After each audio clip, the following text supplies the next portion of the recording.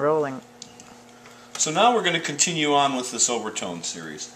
So we learned that this A1 on the piano is 55 cycles per second. If we multiply that times 2, double it, we get 110 cycles per second, so that's the next A. If we double that, we get 220 cycles per second, that's the next octave, or A. If we double that, we get 440 cycles per second in the fourth octave. And this is the note that is used as a universal standard to tune pianos, to A 440. Now we go up and double that again. The next A above that is 880 cycles per second. We double 880 to 1760. We double 1760 to the final A on the piano, which is 3,520 cycles per second. So here, the seventh A is 3,520 cycles per second, 1760, 880, 440, 220, 110, 55, and then down here in what is now called the zero area, this is the first octave, full octave from C to C, but below C this is called 0, so A0 is half of that, or 27.5 cycles per second. So right here we're going to use both these notes in a demonstration of the overtone series. Now we had a note here that was missing, and it would be, we take this pitch, think of it as 1, we multiply it or add it into itself, that's 2 times. Now if we multiply this number by 3, we get 165 cycles per second. And if we look at that in a chart, it turns out that that note happens to be on the piano the note E. The note E.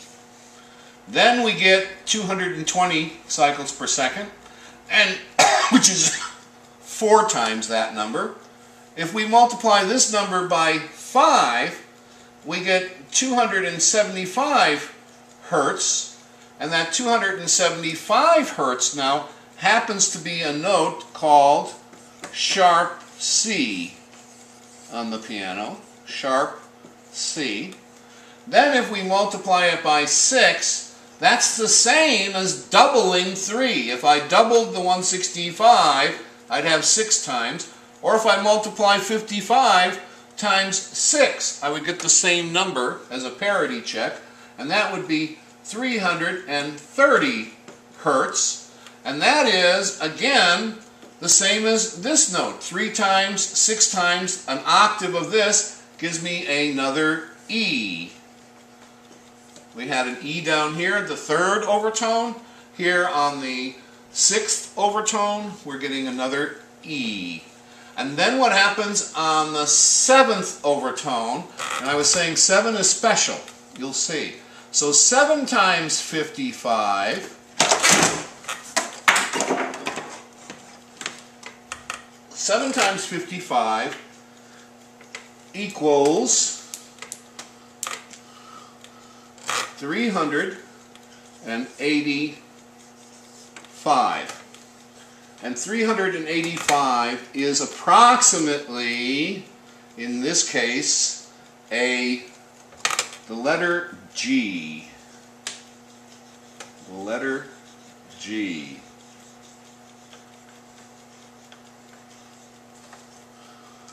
And then again we get the next A. So right now what I have here is A doubles to another A, then the next overtone is an E, the next overtone would be an A, the next overtone would be 5 times the number, or C sharp, the next overtone 6 times the number is another E, the 7 times gives us an odd number, 385, which is the letter G, and then 8 times gives us the pitch standard, 440 cycles per second. So that gives us 4 octaves of A. Now, this continues 9 times the cycle, 9 times 55, 10 times 55, which would be 550, 11 times, 12 times, 13, 14, 15, and 16. And by the time we get to 16 overtones, there aren't too many strings in the world that are loose enough to vibrate or big enough to vibrate to give us all 16 overtones or all 15 partials. So at 16 overtones, we can pretty much consider the system closed off at that point and consider everything below that. An interesting thing happens here. You'll notice that as we go higher and higher in pitch, each note is further and further away in cycles per second. They're getting the same notes, the same distance apart, now require twice the number of cycles per second to get to the same place. So even though the numbers are going up in nice steady increments, 1, 2, 4, 8, the pitch is going bandwidth of 55 here. From this A to that A, there's a bandwidth of 110. From here to here, there's a bandwidth of 210. From here to here, there's a difference of 400. So the cycles per second are steadily increasing by a factor of 2 times, 2 times, 2 times, 2 times, 2 times. So the pitch, or the cycles per second, are going up in a shape like this at the same time that the frequencies are going up in a straight line. These have names. I'm not interested in this right now. So we've taken this all the way up here to the 8th overtone, and for the purposes of understanding how horns work, we will only need from this 4 octaves, we will only need to understand 2 to 3 of these octaves to understand how the valves work and why the horn does what it does. Okay, now what I want to do is to, in the next video segment here, give an actual practical demonstration of this using a thing called resonance. When you have 2 tuning forks that are tuned to the same pitch, and one is struck while the other one is sitting passively, the power of the air stroking the fork that's sitting passively can overcome the mechanical inertia of that instrument, and once it overcomes the mechanical inertia of that instrument, that tuning fork will begin to vibrate and hum with the same pitch as the primary tuning fork. So you can transmit this information or energy of a single pitch to another place and have the air begin to stroke it and cause it to mechanically vibrate. And this process of one thing passively or inductively causing another thing to function or resonate is we call resonance. And it's because there's a mechanical advantage at that particular pitch, for that particular pitch.